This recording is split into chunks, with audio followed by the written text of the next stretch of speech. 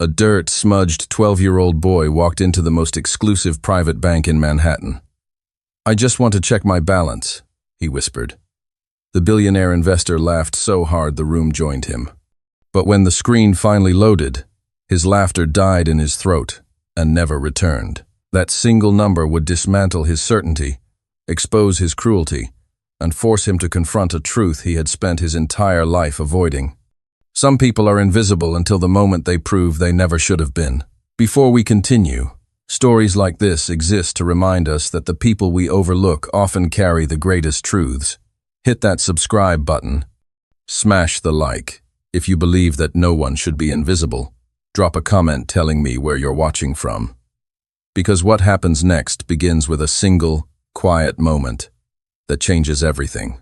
The morning sun reflected off the glass towers of Midtown Manhattan, casting sharp golden light across Park Avenue, a street Henry Moore had only ever seen from bus windows on the way to somewhere cheaper.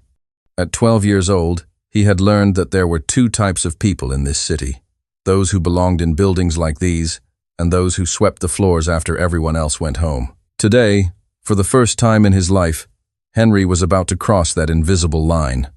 His sneakers, scuffed and too big, squeaked against the polished marble as he pushed through the heavy revolving doors of Sterling Private Wealth Management. The blast of air conditioning hit him like a wall, so different from the humid August heat outside where he had spent the last 2 hours working up the courage to enter. The lobby was unlike anything Henry had ever seen.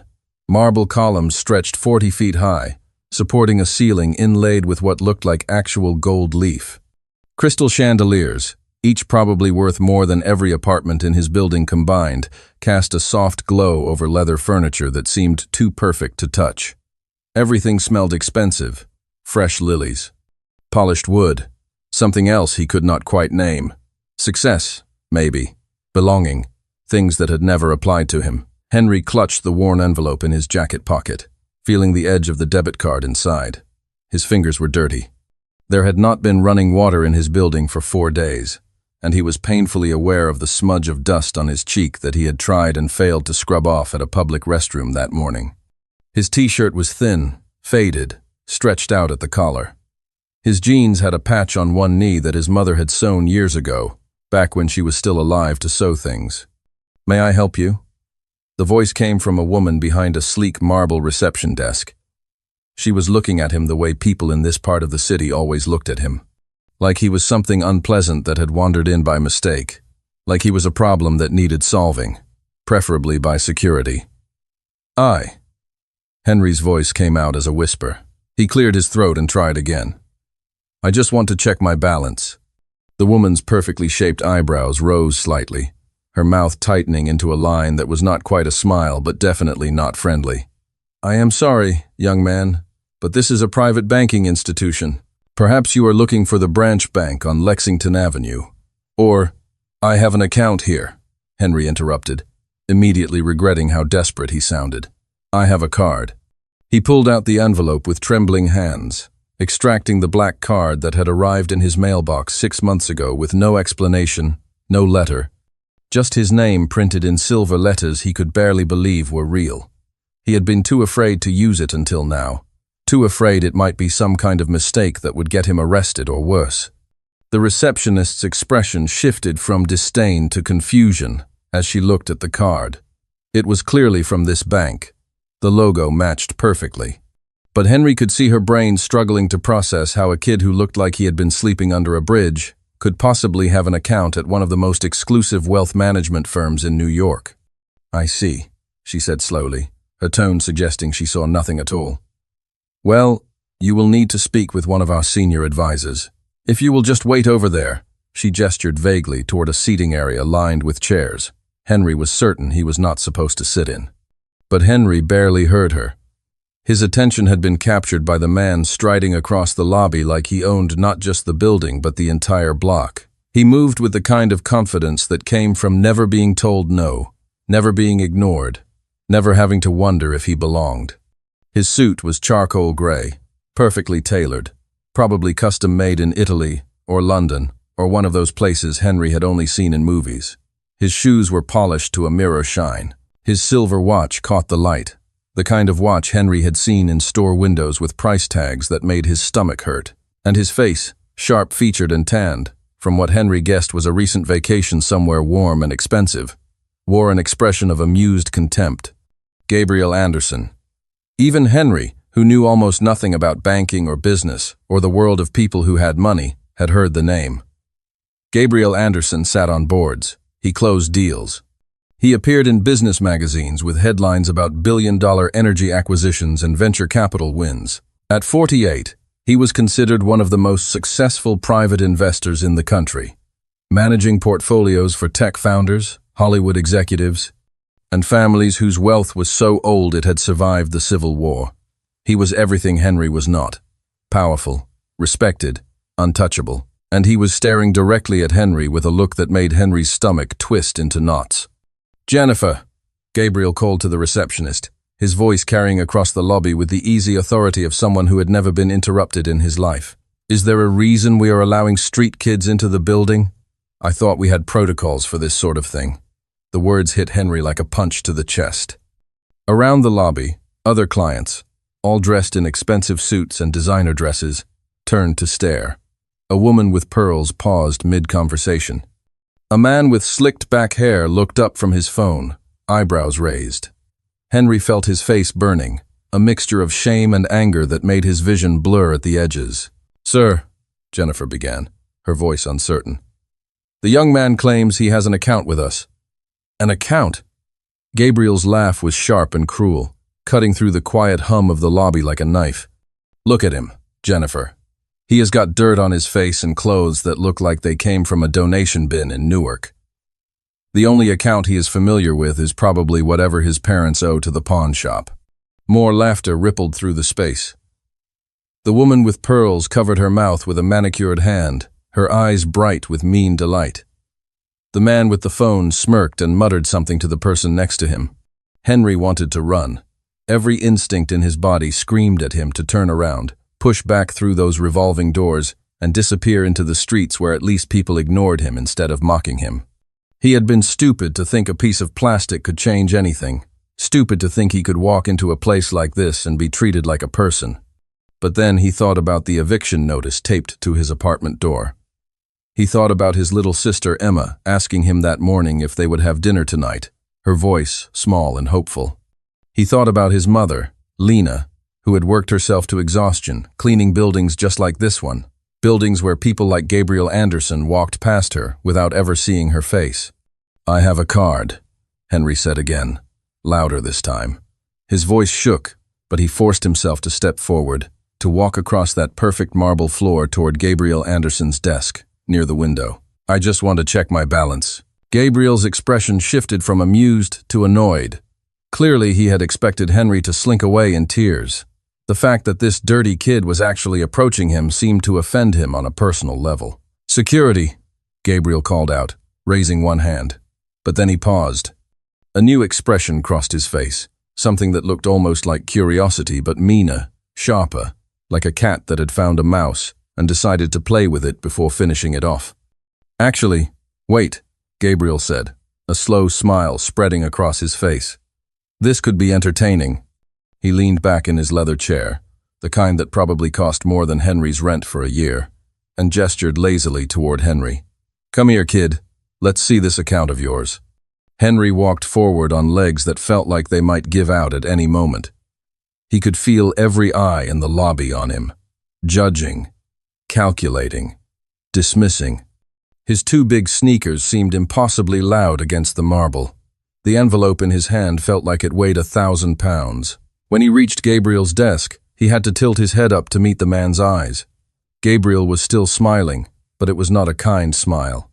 It was the smile of someone about to enjoy himself at someone else's expense. "Let me guess," Gabriel said, loud enough for the entire lobby to hear. "You found this card in a trash can, or maybe you stole it from someone's mailbox. That is mail fraud, you know. Federal offense. I could have you arrested right now and nobody here would think twice about it." "I did not steal it," Henry said, his voice barely above a whisper. "It came to my apartment. My name is on it. Your name is on it," Gabriel repeated, his tone mocking, exaggerated. like he was talking to a toddler. And what might that name be? Should I be expecting some trust fund brat hiding under all that grime?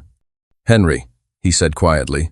Henry Moore. Gabriel's fingers moved across his keyboard with exaggerated patience, the kind of performance designed to make everyone watching understand that this was a joke, a waste of time, something to laugh about later over drinks at whatever club people like Gabriel belonged to. Henry Moore, Gabriel repeated slowly, as if tasting the name and finding it lacking. Well, let's see what we find, shall we? I am sure this will be absolutely fascinating. The typing seemed to go on forever. Henry could hear his own heartbeat pounding in his ears, could feel the sweat gathering at the back of his neck despite the air conditioning. Around the lobby, people had stopped even pretending to mind their own business. They were all watching, waiting to see this poor kid get exposed as a thief or a liar or whatever Gabriel Anderson decided he was. Henry's hand went to his other pocket, touching the folded piece of paper he always carried. A library receipt. The last thing his mother had given him before she died, a receipt for a book about astronomy, about stars and planets and worlds beyond this one.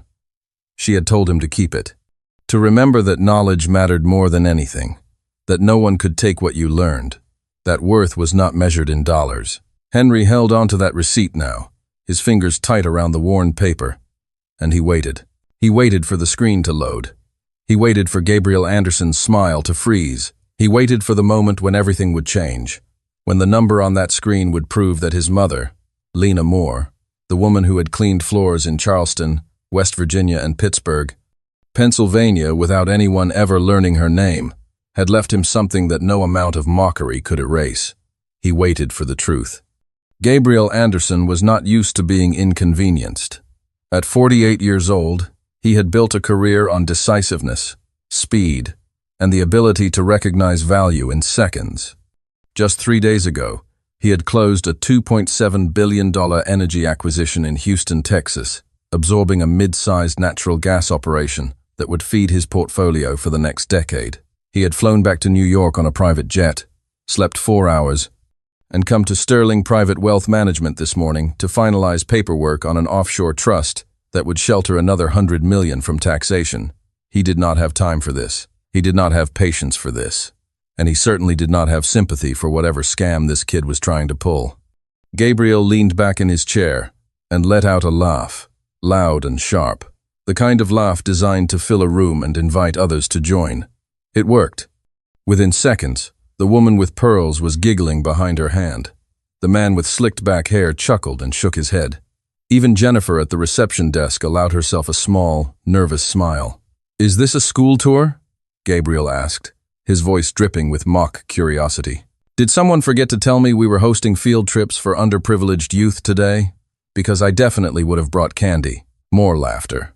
A younger man in a navy suit near the elevator actually clapped once, as if Gabriel had just delivered the punchline to a joke everyone had been waiting for.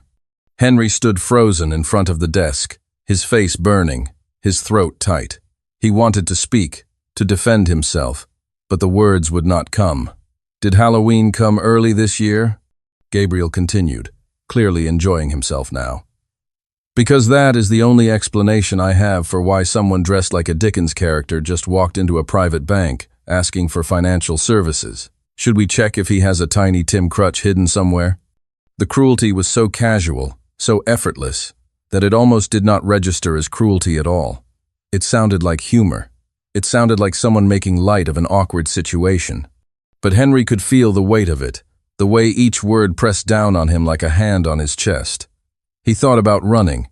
He thought about the door, about the street, about disappearing into the subway where at least no one knew his name. But then he heard his mother's voice, soft and steady in his memory. "Stand still, baby. Breathe." People who laugh the loudest are usually the most afraid of being laughed at themselves. "Just breathe." Henry breathed. He did not move. Gabriel noticed. The smile on his face flickered for just a second, replaced by something sharper, something irritated. He was not used to people standing their ground, especially not kids who looked like they should be grateful just to be in the same building as him. "Jennifer," Gabriel said, turning his attention to the receptionist. "Run the card. Let's see what we are dealing with here." Maybe it is a library card, and he got confused. Jennifer hesitated. Sir, if the young man has an account, perhaps we should handle this privately in one of the consultation rooms. No, Gabriel said firmly, his tone leaving no room for negotiation. I think we are all curious now. Run it here. Let's make this quick so we can all get back to actual business. Jennifer looked uncomfortable, her fingers hovering over the keyboard. Around the lobby, the crowd had grown. A woman in a Chanel suit had paused near the door. Two men in identical gray blazers stood by the elevator, whispering to each other but clearly listening. Even the security guard, a broad-shouldered man named Dwayne, had moved closer, his hand resting casually on his belt, in a way that was meant to look relaxed, but was not. Henry handed the card to Jennifer. His hand shook slightly, and he hated himself for it. Jennifer took the card, her expression caught somewhere between pity and professional detachment. She glanced at Gabriel, who gestured impatiently for her to continue. The room had gone quiet now, the kind of silence that felt heavier than noise. Gabriel drummed his fingers on the desk, a rhythm that sounded bored but was actually anticipation. He was waiting for the error message, waiting for the system to reject the card, waiting for the moment when he could call security and have this kid escorted out, maybe even detained, definitely humiliated beyond repair. Henry closed his eyes for a second. He thought about his mother again, about the nights she came home from work, smelling like bleach and floor polish, her hands cracked and dry, her back bent from hours of scrubbing toilets in office buildings where people like Gabriel Anderson worked. She had never complained. She had never asked for anything. She had just worked, quietly, invisibly, until her body gave out, and she died in a hospital bed that smelled like disinfectant and defeat. She had left him something. He did not know what. He did not know how. But the card had come with his name on it, and his mother had never lied to him, not once. Jennifer slid the card into the reader. The machine beeped softly. A loading icon appeared on the screen. Gabriel leaned forward slightly, his smile widening, ready to deliver the final blow, the final joke that would send this kid running and give everyone in the lobby a story to tell at dinner parties for the next month. Henry stood still.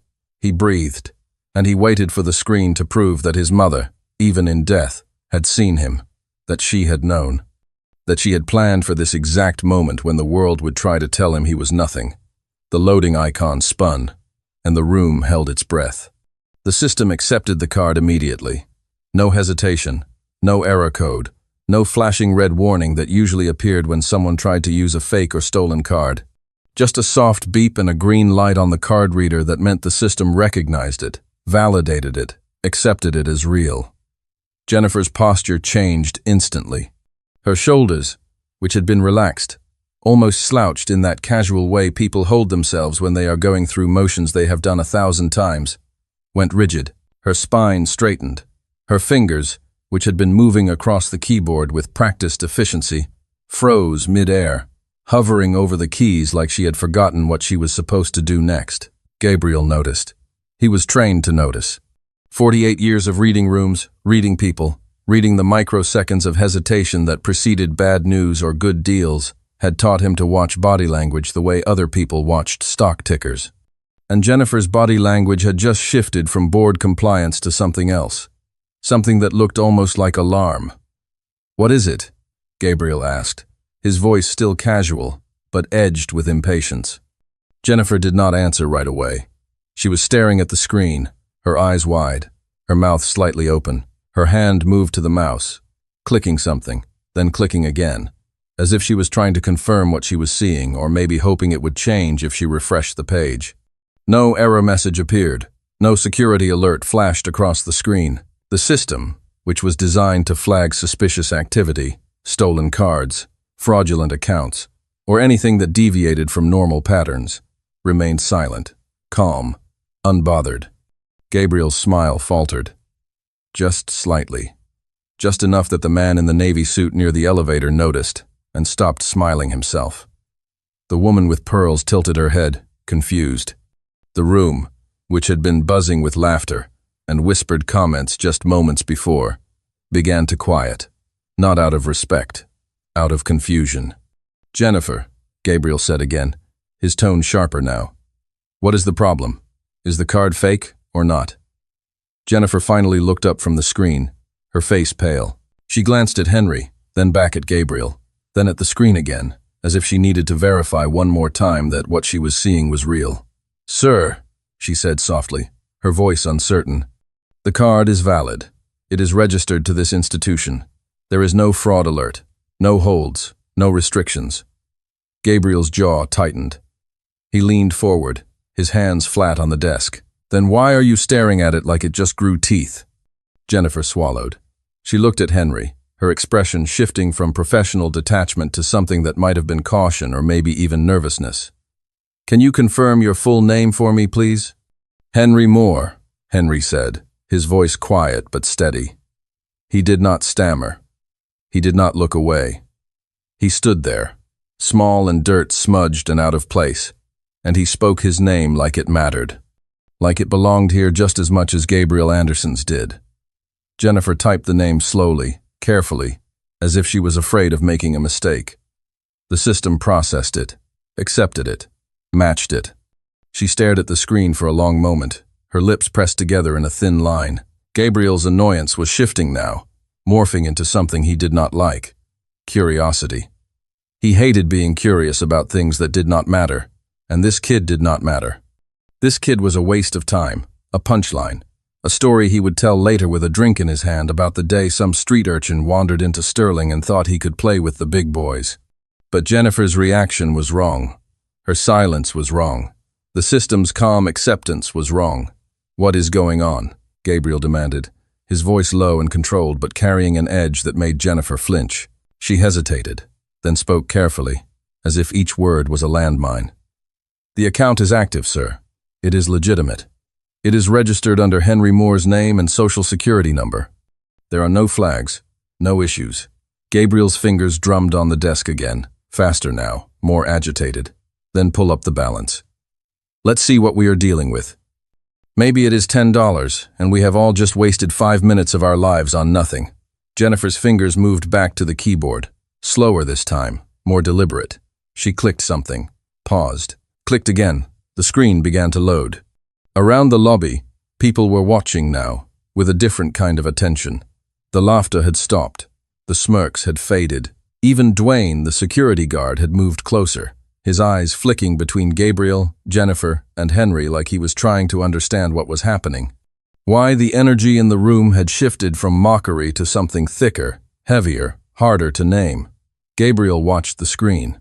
He could not see it from where he sat, but he could see Jennifer's face. And her face was doing something he did not understand. Her eyes were widening. Her mouth was opening slightly, the way people's mouths open when they see something shocking, something that does not compute, something that rewrites the rules they thought they understood. "What?" Gabriel snapped. "What is it?" Jennifer did not answer. She just stared at the screen, her hand frozen on the mouse, her breathing shallow. Henry stood perfectly still. He did not smile. He did not gloat. He just waited, his hand still in his pocket, his fingers wrapped around the folded library receipt his mother had given him, the one that reminded him that worth was not measured in what people saw on the surface. The loading bar on the screen crept forward, slowly, painfully, like the system itself was taking its time, building suspense, preparing everyone in the room for something they were not ready to see. Gabriel leaned forward, his patience gone, his curiosity now mixed with something that felt uncomfortably close to unease. "Jennifer," he said, his voice tight. "Show me the screen. Now." Jennifer turned the monitor slowly, her hand trembling slightly, so that Gabriel could see.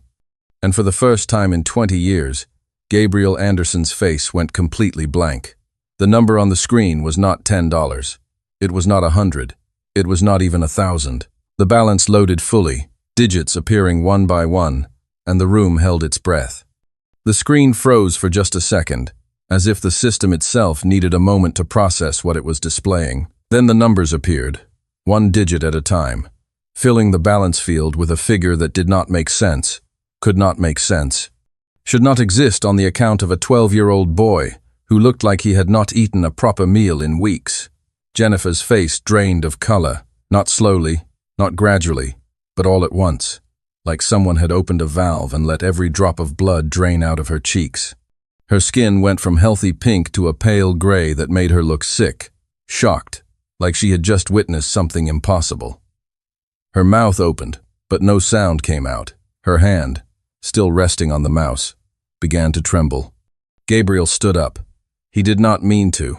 His body moved before his brain caught up, pulling him to his feet and propelling him around the desk toward the monitor. He had to see it. He had to confirm that whatever had just broken Jennifer's composure was real and not some glitch, some system error, some cosmic joke at his expense. He leaned over her shoulder, his eyes scanning the screen, and his breath caught in his throat. The number was not in the hundreds. It was not in the thousands. It was not even in the tens of thousands. The balance displayed on the screen had 7 digits before the decimal point. 7. The kind of number Gabriel saw on his own statements. The kind of number that represented years of strategic investments, decades of calculated risk, generations of accumulated wealth. But this was not his account. This was Henry Moore's account. A kid with dirt under his fingernails and shoes, held together with hope. Gabriel's mind raced, trying to process it, trying to find the explanation that would make it make sense. A decimal point error, a system glitch, a test account someone had set up for training purposes and forgotten to delete. Anything. Anything except the impossible reality that this child, this nobody, had more money sitting in a private investment account than most people would see in 10 lifetimes. Around the lobby, the silence had become oppressive, thick and suffocating like humidity before a storm. The woman with pearls had stopped moving entirely, her hand frozen halfway to her mouth. The man in the navy suit had gone pale, his eyes wide, his earlier laughter now a memory that seemed to belong to a different person in a different timeline.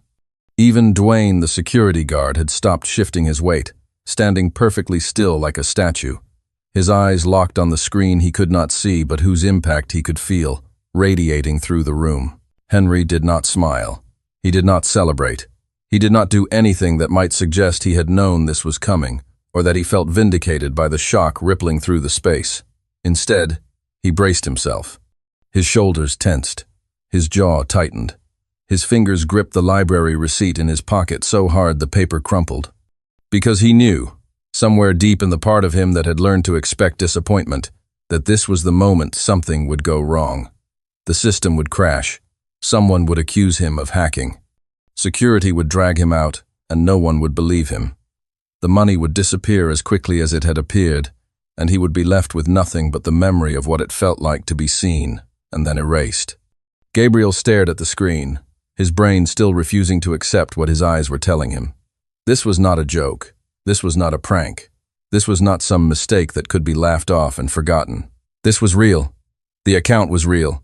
The money was real. And the kid standing in front of him, the kid he had mocked and humiliated and treated like garbage, was one of the wealthiest clients in this entire building. Gabriel's throat felt tight. His hands, which he had always prided himself on keeping steady during negotiations and high-pressure deals, were shaking. Not visibly. Not enough for anyone else to notice. But he could feel it, the tremor running through his fingers, the physical manifestation of a worldview collapsing. He had built his entire career on the ability to assess value, to look at a company, a property, a person, and know within seconds what they were worth. He had closed billion-dollar deals based on that instinct. He had made fortunes by trusting his ability to see what others missed. And he had looked at Henry Moore and seen nothing. Less than nothing.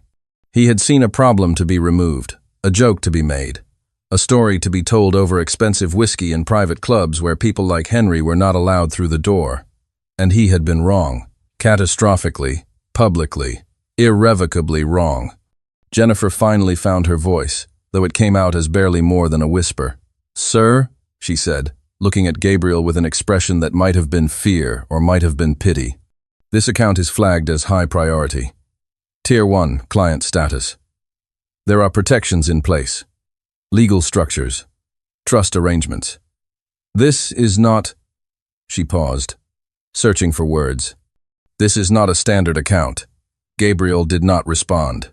He could not. His mind was still trying to catch up, still trying to rewrite the narrative he had constructed in his head, still trying to find a way to undo the last 10 minutes and start over with the knowledge he now had. But there was no starting over. The damage was done. Everyone in the lobby had seen him laugh. Everyone had heard his jokes. Everyone had watched him treat this child like trash. And now everyone was staring at the screen, at the number that refused to make sense, at the impossible truth that wealth did not always announce itself with tailored suits and polished shoes. Sometimes it arrived quietly, carried by a boy who looked like he had nothing. The man in the navy suit, the one who had clapped earlier, leaned toward his companion and whispered, his voice barely audible, but loud enough to carry in the silence. "That can't be right." But it was, and everyone in the room knew it. The silence lasted exactly 4 seconds before someone broke it. The man in the navy suit, the one who had laughed the loudest, stepped forward, his face flushed, his voice rising with an edge of panic disguised as concern. "That has to be fraud. There is no way that is legitimate." Jennifer looked up from the screen, startled, as if she had forgotten there were other people in the room. "Sir, the system has verified the account. There are no fraud alerts." "No," the man insisted, shaking his head like he could physically reject what he had just seen. "Run it again. Check for money laundering flags. Check for stolen identity. That kid does not have that kind of money. Nobody has that kind of money just sitting in an account unless something illegal is going on." The accusation spread through the lobby like a spark catching dry wood. The woman with pearls nodded vigorously, her earlier amusement replaced by righteous suspicion. "She is right. This does not make sense." "Where did that money come from?" Another voice chimed in from near the elevator, an older man with gray hair and a briefcase that probably cost more than Henry's entire building. "Someone needs to call the authorities. This could be terrorism funding, drug money."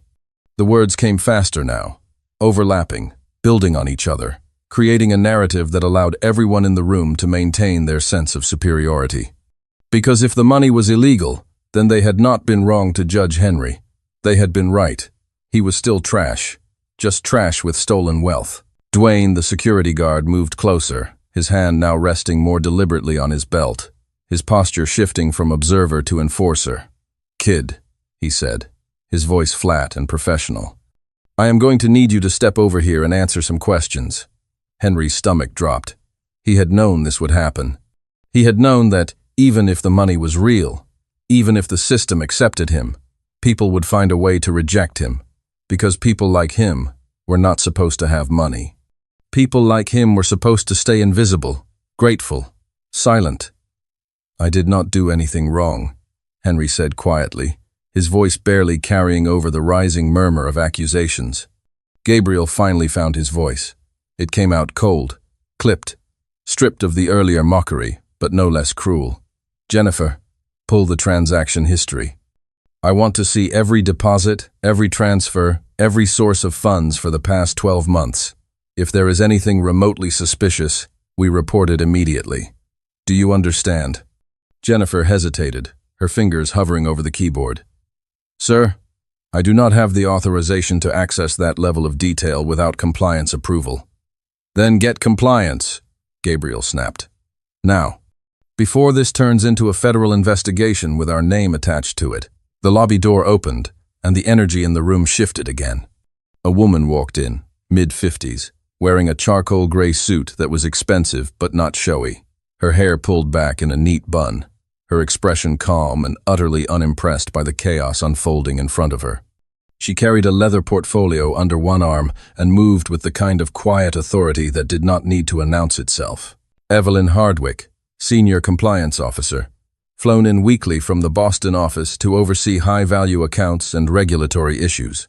She took one look at the scene, at Gabriel standing over Jennifer's desk, at Henry surrounded by security and suspicious stares, at the crowd of clients who had turned into a jury, and her mouth pressed into a thin line. "What is going on here?" Evelyn asked, her voice calm but carrying a weight that made everyone stop talking. Gabriel turned to her, relief and frustration mixing on his face. "Evelyn, thank God. We have a situation. This kid walked in claiming to have an account, and when we ran it, the balance came back in the 7 figures. We need a full audit.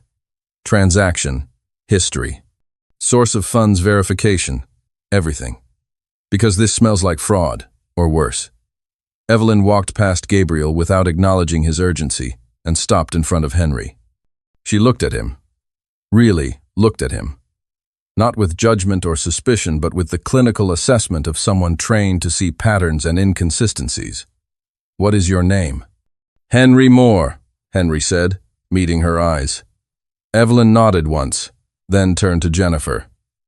Pull up the account details. Full profile. Jennifer complied immediately, her fingers moving quickly across the keyboard. Evelyn leaned over the screen, her eyes scanning the information with practiced efficiency. She did not react to the balance. She did not gasp or pale or freeze. She simply read, her expression neutral, absorbing data the way other people absorbed air. After a long moment, she straightened. This account is legitimate. It was established 10 years ago under a survivor benefit trust structure, with mineral rights, disbursements, and legal protections filed in West Virginia, Ohio, and Pennsylvania.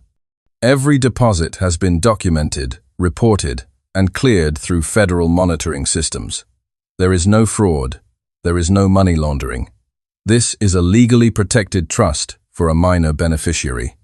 Gabriel stepped forward, his jaw tight. Evelyn, with all due respect, how does a kid who looks like he has been living on the street end up with millions in a private investment account? Where are the parents? Where is the documentation? Evelyn turned to face him, her expression still calm but her voice carrying an edge now, sharp and precise. Mr. Anderson, with all due respect, this client's financial history is confidential and protected under federal privacy regulations. What I can tell you is that every dollar in this account has been vetted, verified, and approved by our compliance department and external auditors. If you have concerns about our vetting process, you are welcome to file a formal complaint. But you do not get to demand records because you are uncomfortable with who owns the money. The room went silent again. Gabriel's face flushed red. He opened his mouth to respond, then closed it, realizing that anything he said would only make him look worse. Evelyn turned back to Jennifer. I want full documentation pulled.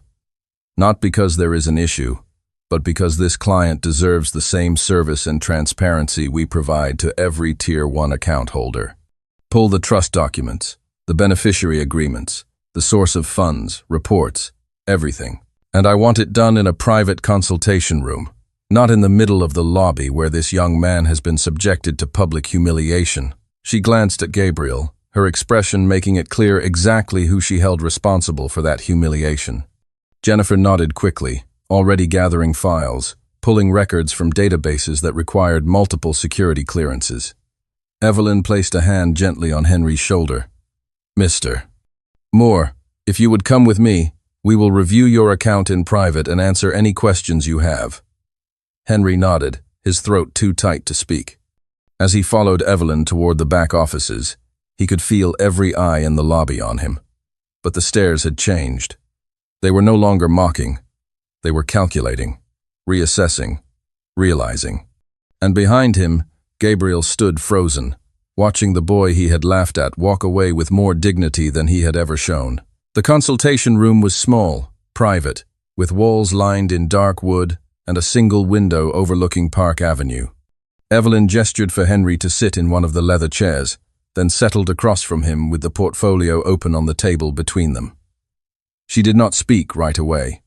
She simply looked at the documents, her fingers tracing the dates, the signatures, the careful architecture of a plan that had taken years to build.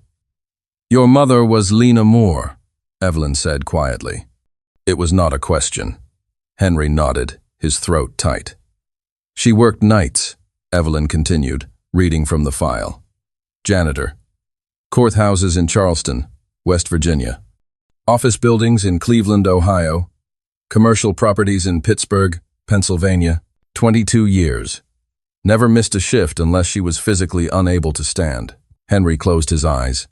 He could see her, the way she looked when she came home at dawn, her hands raw from chemicals, her back bent from hours of scrubbing floors that people walked across without ever thinking about who cleaned them. She smelled like bleach and floor wax and exhaustion. She would sit at their small kitchen table, too tired to eat, and she would ask him about school, about what he had learned, about whether he had been to the library. She never talked about work. She never complained. She just showed up, night after night, invisible to everyone except him. Evelyn turned a page. In 2008, the property management company your mother worked for in Charleston was built on land that had been leased from a mineral rights cooperative. When natural gas drilling expanded in the region, royalty payments began being distributed to anyone with claim to the land. Most people did not know they had rights. Your mother did not know, but the company was required by law to track down beneficiaries and notify them. Henry opened his eyes. She never told me. She never told anyone, Evelyn said. According to the records, the first payment arrived in 2009, $1,200. She opened a savings account at a local bank, deposited it, and never touched it. The payments continued. Quarterly at first, then monthly as extraction increased. By 2012, she was receiving approximately $4,000 per month in mineral rights disbursements. She never spent a dollar. Henry felt something crack inside his chest. $4,000 a month. That was more than she made cleaning. That was enough to move them out of their apartment, to buy food that was not expired, to fix things that broke, to live without the constant fear that one missed shift would mean eviction. But she had not spent it. She had let them stay poor. Why? Evelyn turned another page, her voice softening. In 2013, your mother was diagnosed with stage 3 ovarian cancer. She continued working through treatment because she needed the health insurance. But she also did something else. She hired an estate attorney in Pittsburgh. She set up a survivor benefit trust designed to protect you. She knew she was dying, Henry. She knew you would be alone. And she wanted to make sure no one could take this from you. The trust structure was meticulous. Every deposit documented. Every dollar traced. Legal protections filed in 3 states to prevent fraud, theft, or exploitation. She had built a fortress around money Henry had not known existed. A fortress designed to keep out predators, opportunists, people who would see a vulnerable child and try to take everything. Henry's vision blurred. He thought about the nights she sat with him at the kitchen table, teaching him to read by the light of a single lamp because the overhead bulb had burned out, and she said they did not need to replace it yet. He thought about the winter she wore the same coat with the broken zipper, held together with safety pins, because she said it was good enough. He thought about the times he asked for things, small things, a new notebook, a pair of shoes that fit. And she said, maybe next month, always next month, and he had thought it was because they did not have the money, but they had. She had been sitting on hundreds of thousands of dollars, and she had let him believe they were poor. Why? Evelyn seemed to read his thoughts. There is a letter, she said. Your mother left it with the trust documents. It is sealed. You can read it now, or you can wait, but I think it will answer your questions. She pulled a small envelope from the portfolio, cream-colored and slightly worn, with Henry's name written on the front in his mother's handwriting, careful and precise. Henry took it with shaking hands. He opened it slowly, unfolding the single page inside. The letter was short. My sweet Henry, if you are reading this, I am gone, and you are standing in a room full of people who will try to tell you what this money means. Do not let them. Money is not worth. It is a tool, a responsibility, a test. I kept us poor because I wanted you to grow up knowing what struggle feels like, what hunger teaches, what resilience costs. I wanted you to understand that wealth without character is just greed in expensive clothes. The world will try to change you now. It will try to make you believe you are special because of numbers in an account. You are not special because of money. You are special because you are kind, because you read library books when other kids played games, because you never complained when we had nothing, because you became a good person without needing a reason. This money is not a prize. It is a responsibility. Use it to build something better than what I could give you. Use it to help people who clean floors and raise children and work until their bodies break because no one sees them. Be the person who sees them. That is the only inheritance that matters. I love you. Always. Mom. Henry folded the letter carefully, his hands shaking, his face wet with tears he had not realized he was crying. Evelyn waited, patient and quiet.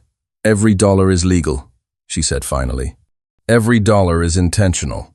Your mother sacrificed everything to make sure you would have this. Not so you could be rich, so you could have choices she never did." Henry nodded, unable to speak. He thought about Gabriel Anderson in the lobby, about the laughter, about the way people had looked at him like he was nothing, and he realized his mother had known. She had known exactly what would happen when the world saw him. She had prepared him for it, not with money, with character, and that was the only thing no one could ever take away. Gabriel stood in the lobby long after Henry had disappeared into the back offices with Evelyn. He stood there while the other clients slowly drifted away, their earlier entertainment replaced by uncomfortable silence and averted eyes. He stood there while Jennifer closed out the terminal and avoided looking at him. He stood there while Dwayne returned to his post by the door, his expression carefully neutral but his judgment visible in the set of his shoulders. Gabriel's mind was moving in circles, trying to process what had just happened, trying to rewrite the narrative in a way that made him less culpable, less cruel, less wrong. But there was no rewriting it. The truth was simple and brutal. He had looked at one of the bank's most valuable clients and seen trash. He had mocked a child in front of a room full of witnesses. He had turned a private transaction into public humiliation, and he had done it with confidence, with laughter, with the absolute certainty that he was right. Jennifer finally broke the silence, her voice quiet and professional but carrying an edge he had never heard from her before. "Mr. Anderson, I have been asked to inform you that Mr. Moore's account is flagged as Tier 1 priority. Any future interactions will require senior management approval and compliance oversight." The words were polite, but the meaning was clear. He was being warned, monitored, marked as a liability. Gabriel nodded stiffly, his throat too tight to speak. He had spent 25 years building his reputation in this industry. He sat on boards. He closed deals that made headlines. He was invited to conferences, quoted in business journals, respected by people who mattered, and in 10 minutes, he had dismantled all of it by laughing at a child. In the consultation room, Evelyn finished reviewing the trust documents with Henry. She had explained the structure, the protections, the distributions that would continue until he turned 25. She had walked him through the investment allocations, the legal safeguards, the procedures for accessing funds. And then she had done something Henry had not expected. She had asked his permission to read his mother's letter aloud to the senior staff, to make sure everyone understood not just the legal structure but the moral foundation beneath it. Henry had hesitated, then nodded. If it helps people understand, then yes. Evelyn stood, the letter in her hand, and walked back into the lobby. Gabriel was still there, along with Jennifer and 2 other account managers who had been called in for damage control. Evelyn did not ask Gabriel to leave.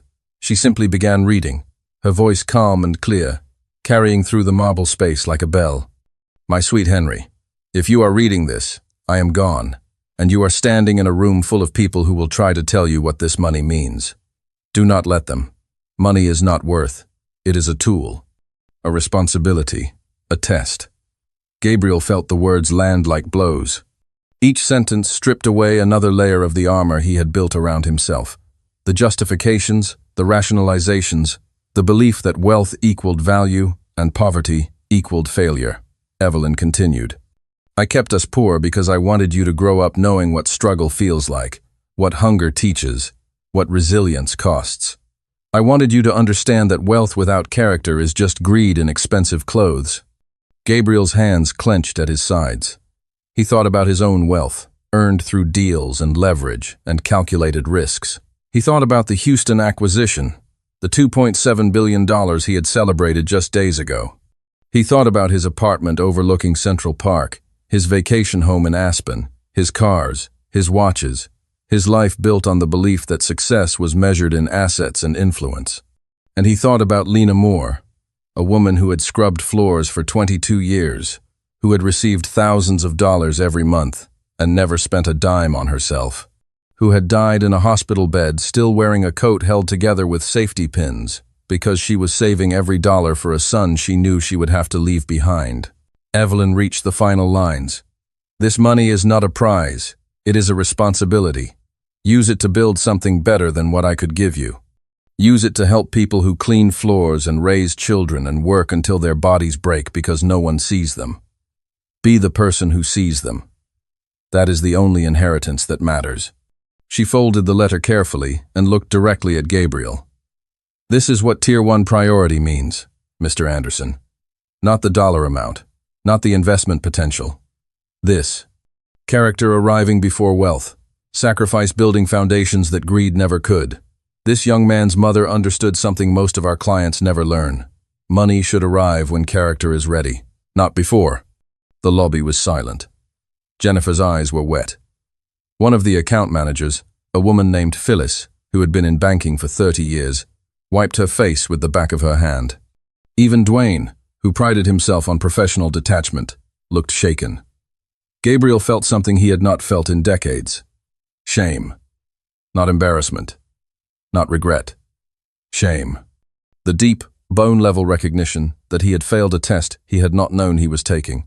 Henry emerged from the back offices, his face still streaked with dried tears, but his posture straighter now, steadier. He looked at Gabriel, and for a moment their eyes met. Gabriel wanted to say something, wanted to apologize, to explain, to somehow undo the cruelty of the past hour. He took a step forward. "Mr. Moore," Gabriel began, his voice rough. "I owe you." Evelyn stepped between them smoothly, her voice polite but final. "Mr. Moore has requested privacy as he processes his account information. All future communications will go through our office with appropriate protocols in place." Gabriel stopped. The message was clear. He was not welcome, not trusted, not forgiven. Henry did not smile. He did not gloat. He simply looked at Gabriel with an expression that was worse than anger, pity. He saw Gabriel clearly now, saw past the suit and the watch and the wealth, and he saw someone small, someone who had everything and understood nothing. Henry turned and walked toward the door, Evelyn beside him, and Gabriel stood frozen, watching him leave. The boy he had laughed at, the client he had humiliated, the person who had just taught him the most expensive lesson of his life. That worth was not what you owned. It was what you did when you had the power to choose cruelty or kindness. And Gabriel had chosen wrong. 3 days later, Gabriel Anderson walked back into Sterling Private Wealth Management with a purpose he had not felt in years. Not the purpose that came from closing deals or securing acquisitions, but something heavier, something that sat in his chest like a stone and would not let him rest. He had not slept well since the day Henry Moore had walked out of the building. Every time he closed his eyes, he saw the boy's face, the quiet dignity, the tears Henry had tried to hide, the way he had looked at Gabriel with pity instead of anger. Gabriel had spent 48 years believing that wealth was the measure of success. 3 days to learn, he had been wrong. The lobby was quieter today, less crowded, but word had spread. Staff members who had not been present that day had heard the story, seen the footage from security cameras that had been reviewed by senior management, read the internal memo that had gone out about revised client interaction protocols. Gabriel could feel their eyes on him as he walked toward the reception desk. Jennifer looked up, her expression guarded. "Mr. Anderson, I need to speak with Henry Moore," Gabriel said, "and I need the senior staff present." Jennifer hesitated. "Mr. Moore is scheduled to come in this afternoon for a follow-up meeting with Miss Hardwick. I can ask if he is willing to see you, but I cannot guarantee anything." "I understand," Gabriel said quietly. "Please ask." An hour later, Henry arrived with Evelyn. He looked different. Not wealthier, not more polished, but steadier. He wore clean clothes, still simple, still modest, but his shoulders were back, and his eyes were clear. He saw Gabriel standing near the consultation room, and stopped. Evelyn murmured something to him, and Henry nodded. They walked over together. "Mr. Moore," Gabriel began, then stopped. His prepared speech, the one he had rehearsed in front of the mirror that morning, suddenly felt hollow. "I owe you an apology, a real one, not the kind that comes with excuses or explanations. Just the truth. I was cruel to you. I mocked you. I treated you like you were worthless because of how you looked, and I did it publicly because I thought it was funny. I was wrong. Completely wrong, and I am sorry." The lobby had gone silent. Staff members had gathered at a respectful distance, close enough to hear, far enough to give space. Gabriel did not lower his voice. He wanted them to hear, needed them to hear. "There is no excuse for what I did. Not stress, not surprise, not anything. I looked at you and decided you did not matter, and that says everything about who I have become and nothing about who you are." Henry listened without interrupting. His face was calm, unreadable. Gabriel continued, his voice shaking slightly.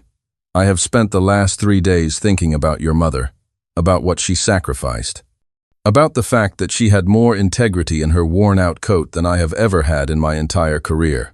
She understood something I am only beginning to learn, that worth is not what you own. It is what you do when no one is watching. It is how you treat people who cannot do anything for you. And by that measure, I have been bankrupt my whole life." Gabriel pulled an envelope from his jacket pocket. "I cannot undo what I did, but I can try to honor what your mother built. I am establishing a foundation in her name, the Lena Moore Foundation. It will provide scholarships, housing assistance, and emergency support for children of night shift workers across Ohio, Pennsylvania, West Virginia, and New York. People who clean buildings, stock shelves, drive trucks, all the people who keep this country running while the rest of us sleep. People like your mother. People I have spent my life walking past without seeing." He held out the envelope. "This is the initial funding commitment. $5 million. It is not enough. It will never be enough. But it is a start." Henry did not take the envelope immediately. He looked at Gabriel for a long moment, and Gabriel forced himself not to look away, to accept the judgment he knew he deserved. Finally, Henry reached out and took it. "Thank you," Henry said quietly. "Not for me. For them." Gabriel nodded, his throat tight. Evelyn stepped forward, her expression still professional but softer now. "Sterling Private Wealth Management will also be implementing permanent policy changes. All clients, regardless of appearance or age, will be treated with equal respect and privacy. Staff training will include modules on implicit bias and dignity-based service, and any employee who violates these standards will face immediate disciplinary action up to and including termination." She looked at Gabriel. "These changes are effective immediately and non-negotiable." Gabriel nodded again. He understood. He was being told that his behavior had not just damaged Henry, it had exposed a culture that needed fixing. Around the lobby, staff members exchanged glances. Some looked relieved, others looked uncomfortable, maybe recognizing their own complicity in the laughter, the judgment, the cruelty masked as humor. Henry folded the envelope and put it in his pocket, next to the library receipt he still carried. He looked at Gabriel one more time. "My mom used to say that people do not change because they are shamed.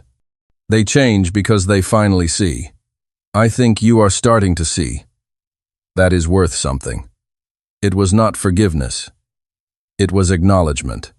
Recognition that transformation, real transformation, was possible, but not guaranteed. That apologies without action were just words.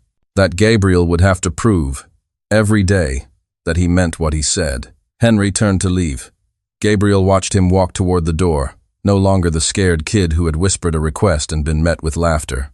He walked like someone who knew his worth, not because of money, but because his mother had taught him that worth was something no one could give or take away. The door closed behind him. The lobby remained silent for a moment, everyone processing what they had just witnessed. Then, slowly, people returned to their work. But something had shifted. The marble floors and crystal chandeliers looked the same, but the air felt different, heavier, more honest. Gabriel stood alone, watching the street where Henry had disappeared, and he understood finally what it cost to become the person he should have been all along. Everything he thought mattered, and it was the best price he had ever paid. 5 years later, the announcement came quietly, the way most meaningful things do. The Lena Moore Foundation had awarded its 500th scholarship to the daughter of a warehouse night shift supervisor in Youngstown, Ohio. The girl, 17 and brilliant, would be attending MIT in the fall to study engineering. She would never have to choose between tuition and groceries. She would never have to wonder if education was something only other people deserved. In the press release, buried in the second paragraph, was a line that few people noticed but everyone involved would remember.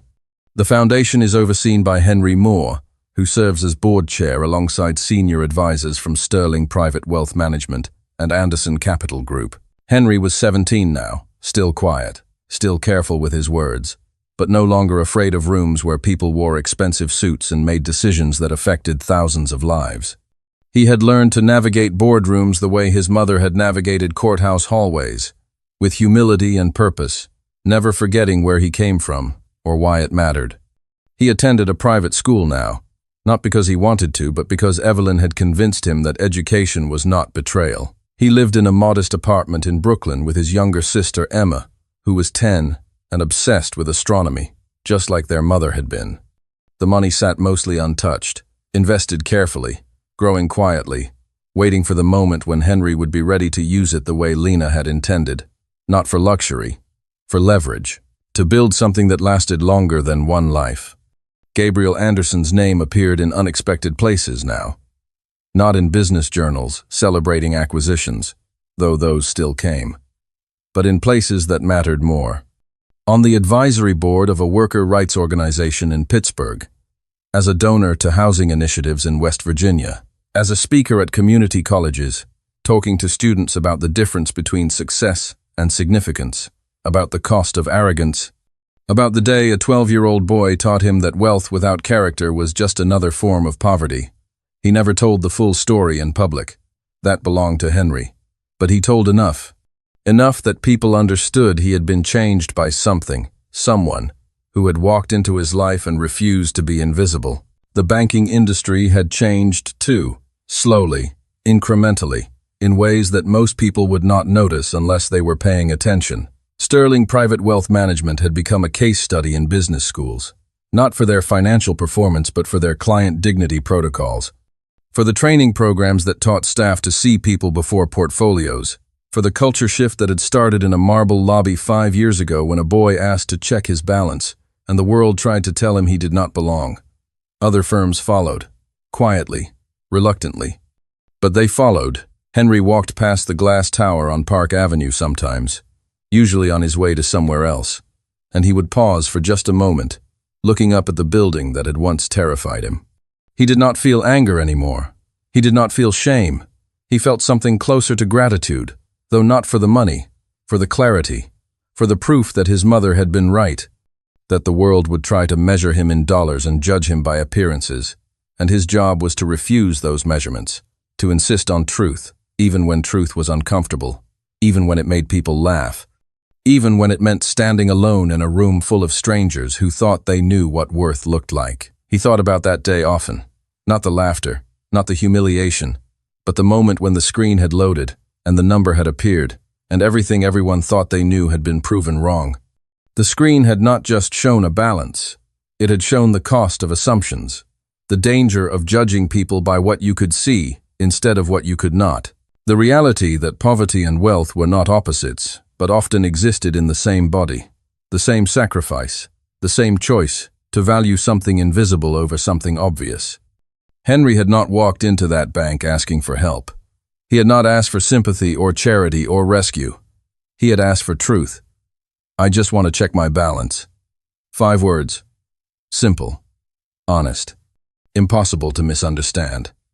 And yet the room had chosen to misunderstand anyway, to rewrite his request into something they could mock, something that fit their narrative about who deserved respect and who did not. The screen had refused to lie. It had shown exactly what was there, no more, no less. And in doing so, it had forced everyone watching to confront their own lies, their own assumptions, their own failures. Henry pulled out his phone and texted Gabriel. Something he did, maybe once a month. Brief updates. Small acknowledgments that the work was continuing, that the foundation was growing, that Lena's legacy was reaching people who needed it most. Gabriel always responded quickly, gratefully, like he was still trying to earn something Henry had already given him.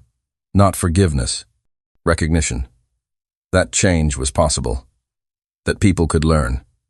That humility, real humility, was not weakness but the beginning of wisdom. Henry put his phone away and kept walking.